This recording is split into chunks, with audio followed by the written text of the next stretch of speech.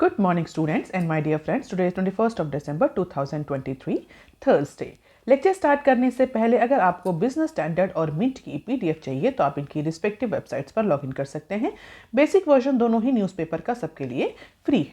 इसके अलावा आप मुझे अदर सोशल मीडिया प्लेटफॉर्म्स पर भी ज्वाइन कर सकते हैं। रिकमेंडेड प्ले स्पीड है इस वीडियो की 1.25x। Thought of the day is youth is the time to study wisdom, old age is that of practising it.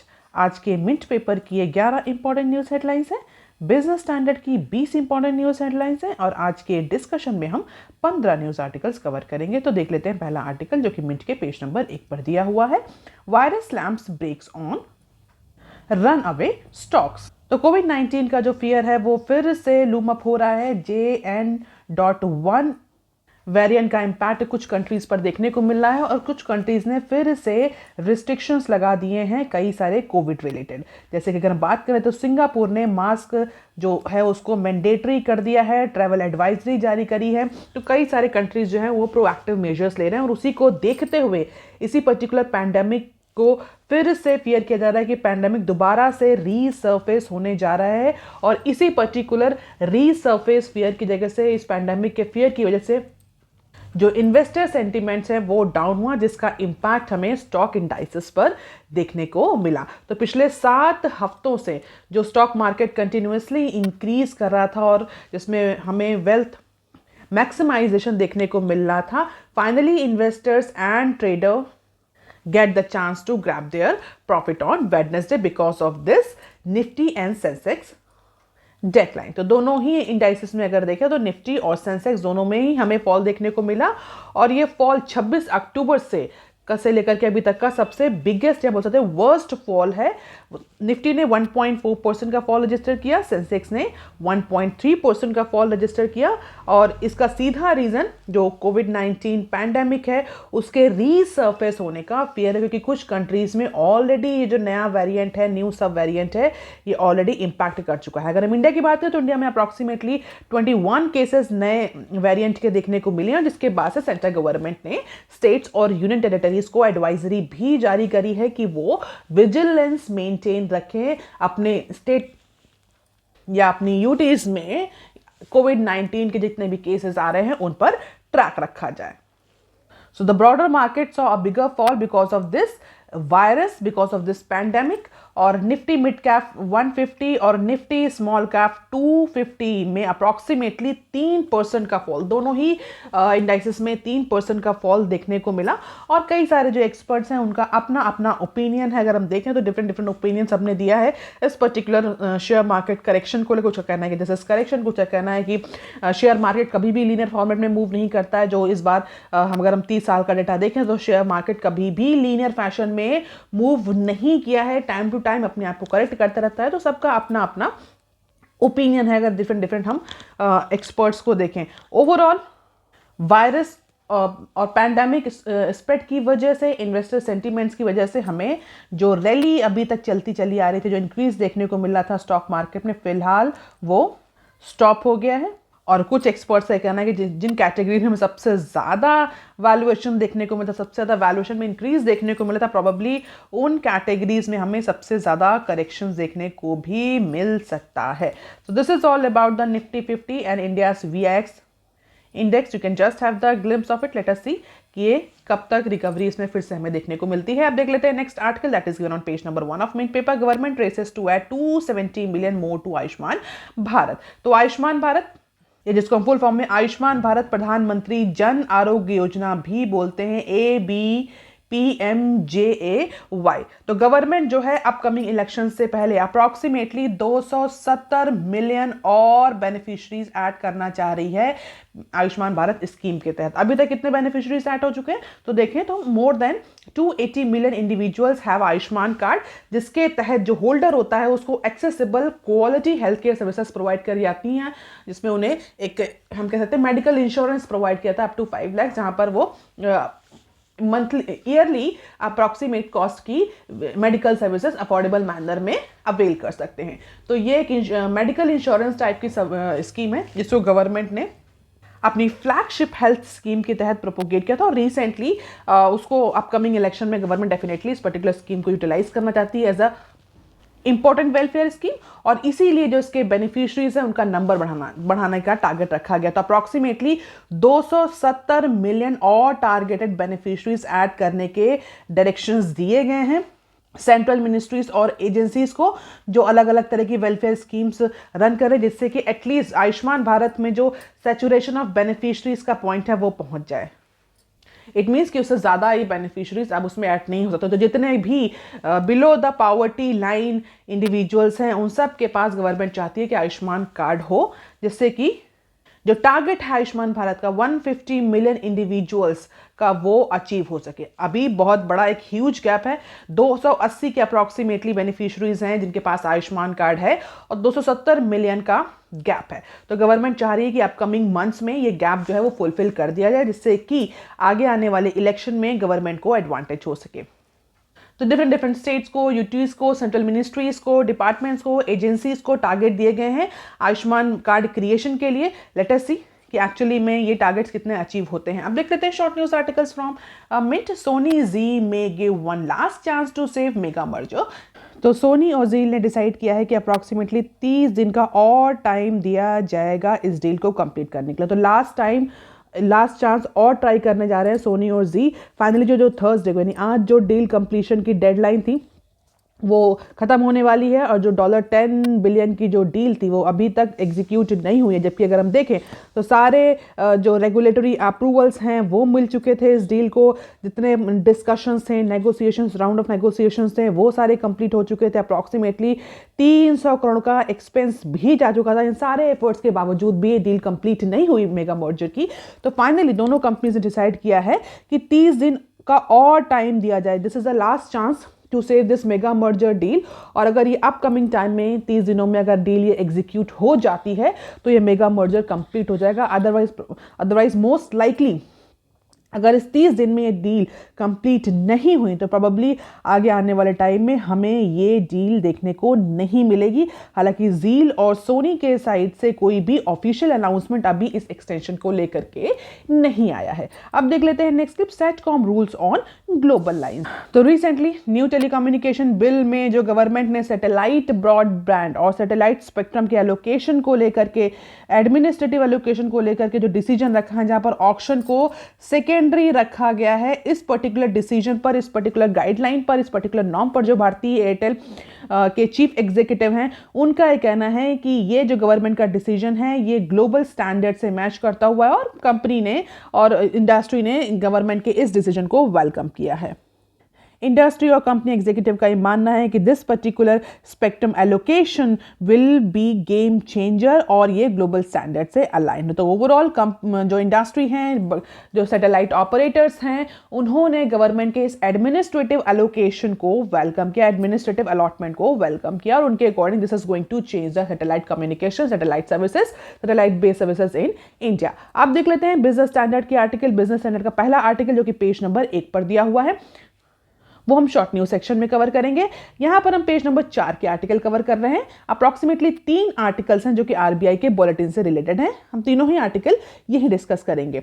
Net FDI hits 21 month high in October at $5.9 billion. तो ये 2 articles हैं जहां पर FDI के बारे में और outward remittances के बारे में न्यूज कवर करी गई। Outward remittances under LRS plunge 60%। तो पहले हम एफडीआई की न्यूज देख लेंगे, then we will discuss about the remittances. तो ये जो न्यूज है ये पिछले 21 महीनों में जो हमारा नेट एफडीआई रहा है, net FDI stands for net foreign direct tax, foreign direct investment, not tax, investment, FDI foreign direct investment. तो अक्टूबर मंथ का डेटा पब्लिश हुआ है और उसके अकॉर्डिंग अक्टूबर के महीने में इंडिया का जो नेट फॉरेन डायरेक्ट इन्वेस्टमेंट है वो $5.9 बिलियन रहा।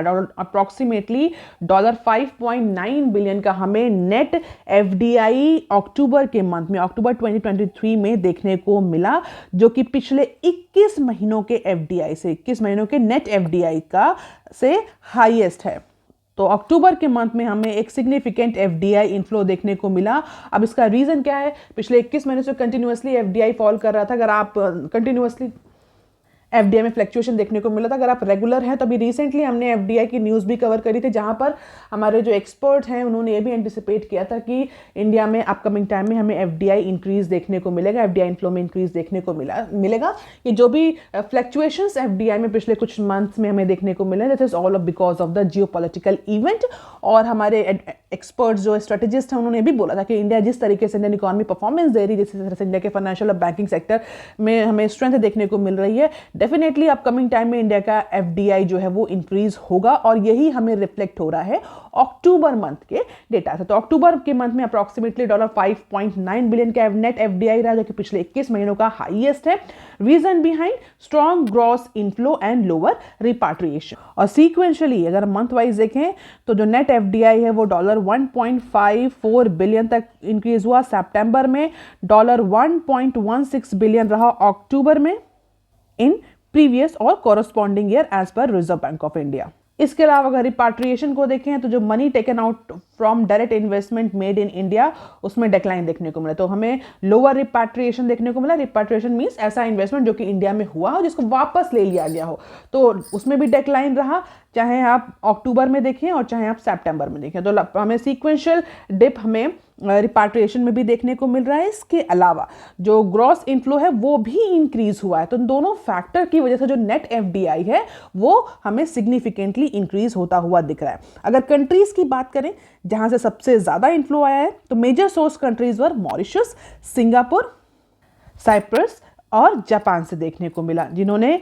अप्रॉक्सीमेटली 4/5 और उससे ज्यादा कॉन्स्टिट्यूट किया इंडिया के टोटल एफडीआई इनफ्लो में इन द मंथ ऑफ अक्टूबर। तो अक्टूबर के मंथ में 4 ऐसे कंट्रीज हैं जहां से हमें मेजर एफडीआई इनफ्लो देखने को मिला। और अगर सेक्टर की बात करें तो manufacturing, retail, wholesale trade, electricity, energy sector, financial services sector were the important और द प्रोमिनेंट सेक्टर जहां पर एफडीआई जो है वो इन्वेस्ट किया गया, जहां जिन सेक्टर्स ने एफडीआई इनफ्लो रिसीव किया। तो ये 4 कंट्रीज हैं और ये अप्रॉक्सीमेटली 5-6 ऐसे सेक्टर हैं जहां पर हमें एफडीआई या हमें इन्वेस्टमेंट, फॉरेन इन्वेस्टमेंट देखने को मिला। और एक्सपर्ट्स का ये मानना है कि जिस तरीके से डेवलप इकोनॉमीज इस समय रिसेशनरी कंडीशंस फेस कर रही हैं, जिस तरीके से कई सारे जियोपॉलिटिकल इवेंट्स हो रहे हैं, तो जो कंपनीज हैं वो अपने इन्वेस्टमेंट को डे रिस्क करना चाह रही by diversifying their investment avenues. और उसकी वजह से जो डेवलपिंग इकोनॉमीज हैं, इमर्जिंग इकोनॉमीज है, they are being the attractive investment destination. और इसीलिए हमें इंडिया के केस में अक्टूबर के मंथ में हमें एफडीआई, नेट एफडीआई में इंक्रीज देखने को मिला। अब देख लेते हैं remittances related news. Outward remittances under LRS plunge 60%। What is this LRS? LRS stands for liberalised remittance scheme. इसको हम कई बार डिस्कस कर चुके हैं। रिजर्व बैंक ऑफ इंडिया ने रेमिटेंसेस को प्रमोट करने के लिए ये एलआरएस स्कीम लाई थी, जहां पर रेमिटेंसेस को ईजी बनाने के लिए, जैसे कि इंडिया से पैसा भेजना, इंडिया में पैसा आना दोनों ही आसान हो, तो ये स्कीम लॉन्च करी थी। और रिसेंटली जब ये लॉन्च भी हुई थी स्कीम, तब उसके बाद से हमें रेमिटेंसेस के फ्लो में इंक्रीज देखने को मिला था। तो अभी जो न्यूज है ये आउटवर्ड रेमिटेंसेस की बात कर रही है। आउटवर्ड रेमिटेंसेस का डेटा है, देख लेते हैं। Outward remittances under LRS scheme fail 60% month on month basis. तो अक्टूबर के मंथ में जो आउटवर्ड रेमिटेंसेस रहा, आउटवर्ड रेमिटेंसेस क्या है मुझे कमेंट सेक्शन में लिख करके बताइए। दो तरह से हम जनरली रेमिटेंसेस को देखते हैं, इनवर्ड रेमिटेंसेस, आउटवर्ड रेमिटेंसेस। तो आउटवर्ड रेमिटेंसेस क्या है मुझे कमेंट सेक्शन में लिख करके बता सकते हैं। तो इसी आउटवर्ड रेमिटेंसेस में हमें 60% का डिक्लाइन देखने को मिल रहा है इन द मंथ ऑफ अक्टूबर। तो अक्टूबर में अप्रॉक्सीमेटली $2.17 बिलियन का आउटवर्ड रेमिटेंसेस रहा, जो कि सितंबर में अप्रॉक्सीमेटली $3.50 बिलियन का था। तो सितंबर के मंथ में सीक्वेंशियली मंथ वाइज कंपैरिजन है, पिछले साल से कॉरस्पॉन्डिंग ईयर से कंपैरिजन नहीं है, मंथ वाइज कंपैरिजन अगर देखें तो सितंबर के मंथ के कंपैरिजन में अक्टूबर में 60% का डिक्लाइन आउटवर्ड रेमिटेंसेस में देखने को मिल रहा है as per the Reserve Bank of India. And generally October is considered as a festival month. Probably ये रीजन हो सकता है कि जो आउटवर्ड रेमिटेंसेस हैं वो डिक्लाइन हुए हैं। अगर हम एलिमेंट्स, ईच एलिमेंट को देखें तो आप देख सकते हैं कि deposits, purchase of immovable properties, investment in equity and debt, gifts, donation, travel, maintenance, medical treatment, study, इस सब में कितने, इन सब कंपोनेंट जो कि ये आउटवर्ड रेमिटेंसेस कॉन्स्टिट्यूट करते हैं, इनमें अक्टूबर के मंथ में कितना डिक्लाइन हुआ है, कितने इन टर्म्स ऑफ परसेंटेज, और एक्चुअल में इन हेड्स में कितना आउटवर्ड रेमिटेंस किया गया है। और अगर हम अगस्त से लेकर के अक्टूबर क्वार्टर की बात करें, यानी क्वार्टर 2 ऑफ फाइनेंशियल ईयर 24 की बात करें, तो इंडिया ने approximately $9.05 billion overseas outward remittances किए हैं as compare to $7.26 in the second quarter of financial year 24। तो प्रॉबेबली अक्टूबर के मंथ में हमें जो फेस्टिवल सीजन देखने को मिला, इसकी वजह से इन सारे हेड्स में जो आउटवर्ड रेमिटेंसेस है वो डिक्लाइन हुआ है। हो सकता है आगे आने वाले टाइम में हमें ये फिर से जो आउटवर्ड रेमिटेंसेस है इसमें इंक्रीज देखने को मिले। तो this is all about the records. तो आप देख सकते हैं अलग अलग हेड्स में कितना कितना अक्टूबर मंथ में रेमिटेंसेस रहा, आउटवर्ड रेमिटेंसेस, और कितना परसेंटेज चेंज रहा in comparison to September month। अब इसी के साथ एक और न्यूज़ है, उसको भी देख लेते हैं। Government finances resilience in H1 financial year 24। So combined finances of center and state remain robust in April to September duration, यानी first half of financial year 24, जिसमें जनरली 2 क्वार्टर्स आते हैं। तो ये डेटा कहाँ से है? आरबीआई ने एक स्टडी करी है गवर्नमेंट फाइनेंसेस पर, और उस स्टडी के अकॉर्डिंग कहा जा रहा है कि सेंट्रल स्टेट्स का जो फाइनेंस है वो रोबस्ट रहा फाइनेंशियल ईयर 24 के फर्स्ट हाफ में। रीजन बिहाइंड हम सभी जानते हैं, हम रेगुलरली डिस्कस भी करते हैं, जो रिवेन्यू मोबिलाइजेशन हुआ है, रेवेन्यू कलेक्शन हुआ है, उसकी वजह से स्टेट गवर्नमेंट और सेंट्रल गवर्नमेंट के फाइनेंसेस इंप्रूव हुए हैं instead of lot of global और जियोपॉलिटिकल सिचुएशन।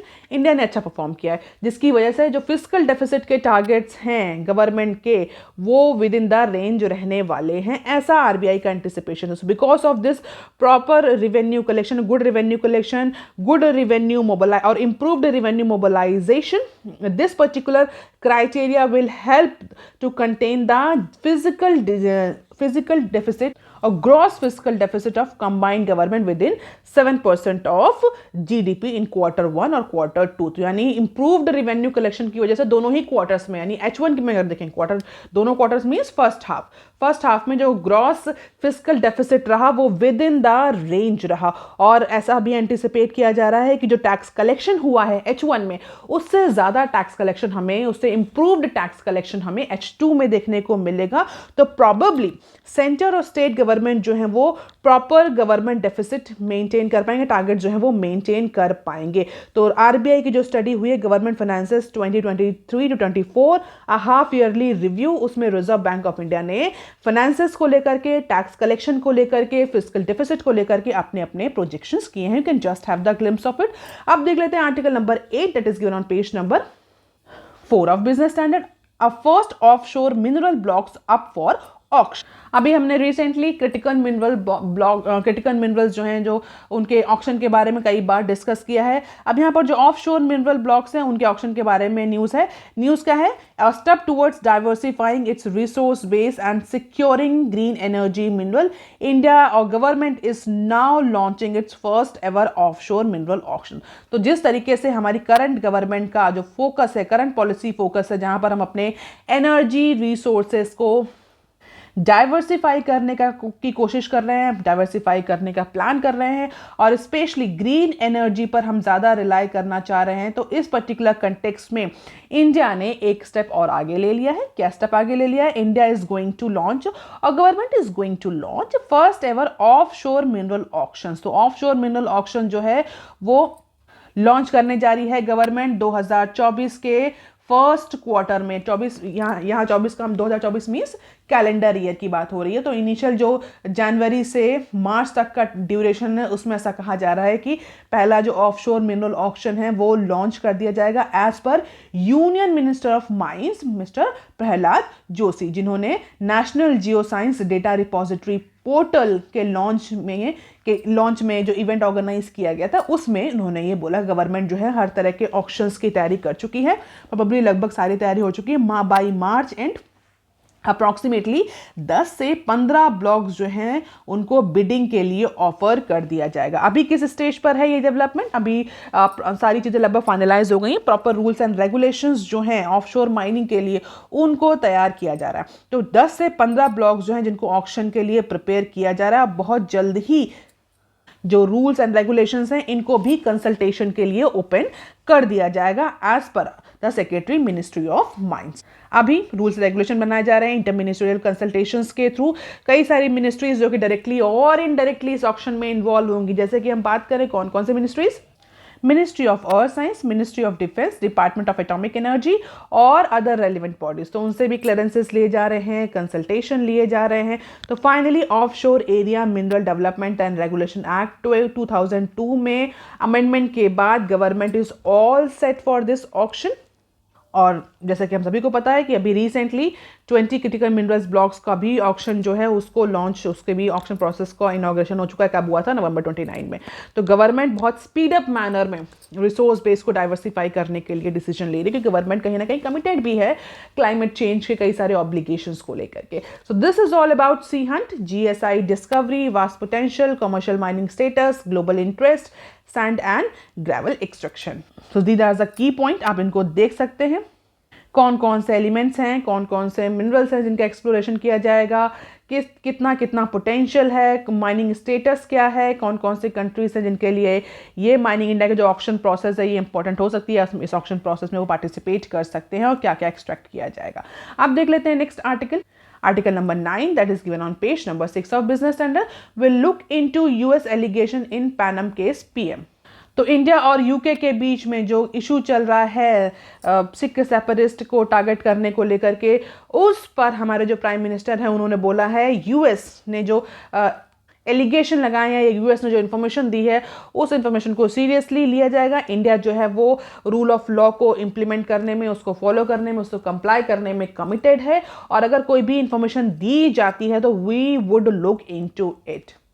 तो रिसेंटली यूएस ने भी इंडिया पर एलिगेशन लगाया जहां पर ये कहा गया कि इंडिया का जो लिंक है वो over foiled plot of targeting Sikh separatist जो किलिंग हुई है उसमें इंडिया का कहीं ना कहीं हाथ है। तो एक इंटरव्यू था फाइनेंशियल टाइम्स के साथ में जहां पर हमारे प्राइम मिनिस्टर ने क्लियरली इस बात की इंडिकेशन दी कि अगर किसी भी तरह की इंफॉर्मेशन आती है तो उस पर क्लियरली विजिट करेंगे, उसको इन्वेस्टिगेट करेंगे, और इंडिया फिलहाल वो सारे भी ऑप्शंस लेगी या वो सारे मेजर्स लेगी जहां पर यूएस और इंडिया का जो रिलेशनशिप है वो डिस्टॉर्ट ना हो because of few diplomatic incidents. और ऐसा नहीं है कि हम सिर्फ अच्छी बातों पर ही रिस्पॉन्सिबिलिटी लेते हैं। अगर हमारे सिटीजन किसी भी तरह का गलत भी काम कर रहे हैं, कोई इलीगल एक्टिविटीज़, कोई ऐसी एक्टिविटी कर रहे हैं जो कि लॉ के अगेंस्ट है, तो उसके लिए भी इंडिया कमिटेड है और इंडिया रूल ऑफ लॉ को फॉलो करेगी। किसी भी तरह की इंफॉर्मेशन उसको प्रॉपर्ली इन्वेस्टिगेट किया जाएगा, ऐसा हमारे प्राइम मिनिस्टर ने कहा। आप देख लेते हैं short news articles from BS. Profit booking covid scares drag down market. ये न्यूज हम ऑलरेडी मिनट में कवर कर चुके हैं, जहां पर कोविड-19 वायरस के रीसर्फेस होने की वजह से इन्वेस्टर सेंटिमेंट डाउन हुआ है, जिसकी वजह से स्टॉक मार्केट में भी डिक्लाइन देखने को मिला और इस अपॉर्चुनिटी को ट्रैक किया इन्वेस्टर्स ने एज अ प्रॉफिट बुकिंग। अब देख लेते हैं नेक्स्ट क्लिप।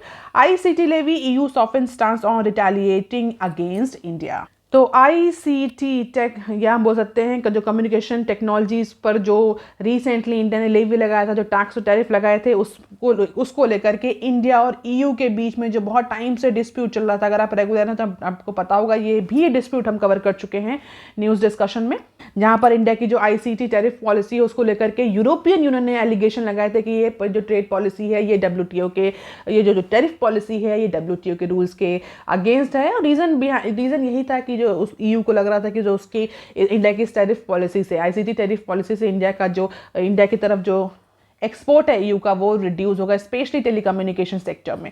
तो बहुत टाइम से ईयू इंडिया को पर एलिगेशन लगा रहा था इसी पर्टिकुलर आईसीटी लेवी को, आईसीटी टैरिफ पॉलिसी को लेकर के। लेकिन अभी रिसेंटली हमें एक बहुत सिग्निफिकेंट शिफ्ट देखने को मिला यूरोपियन यूनियन के अप्रोच में, जहां पर यूरोपियन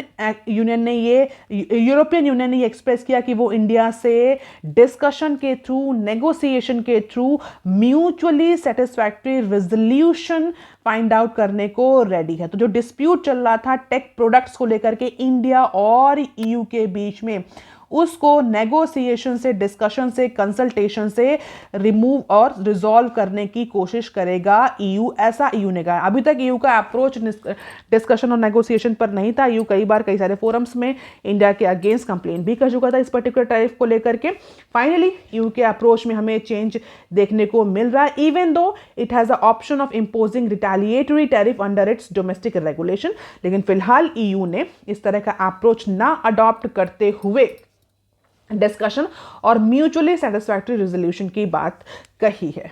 और इसको लेकर के अगर थोड़ा सा अवेयर तो ईयू ने WTO में भी इसको लेकर के अपना इशू रेज किया था और WTO ने रूलिंग भी ईयू के ही फेवर में दी थी ICT टैरिफ को लेकर के, और इंडिया ने इस रूलिंग के अगेंस्ट जो है वो अपील भी करी थी WTO में। अब चूंकि WTO की जो अपेलेट बॉडी है वो करंटली नॉन फंक्शनल है and this appeal of India will go into void.